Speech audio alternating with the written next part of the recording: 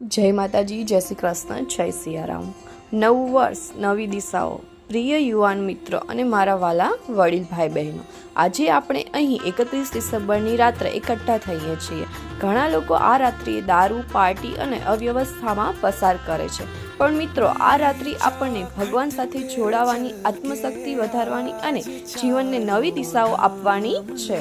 દારૂ અને પાર્ટી થોડા કલાકની ખુશીઓ આપે છે, પણ ભક્તિ અને સારા વિચારો જીવનભર શાંતિ અને શક્તિ આપે છે। યુવાનો મિત્રો, તમે દેશનું ભવિષ્ય છો, તમારા હાથમાં તમારું જીવન છે। જો તમે આજે સારા માર્ગ અપનાવશો તો તમારું આવનારું વર્ષ સુવર્ણ બનશે। ચાલો આજે સંકલ્પ લઈએ છીએ, નશાથી દૂર રહીશું, ખોટી સંગતથી દૂર રહીશું અને ભક્તિ, સેવા અને સારા વિચારો અપનાવશું। નવું વર્ષ એટલે નવા સપનાઓ, નવી આશાઓ અને નવું શરૂઆત।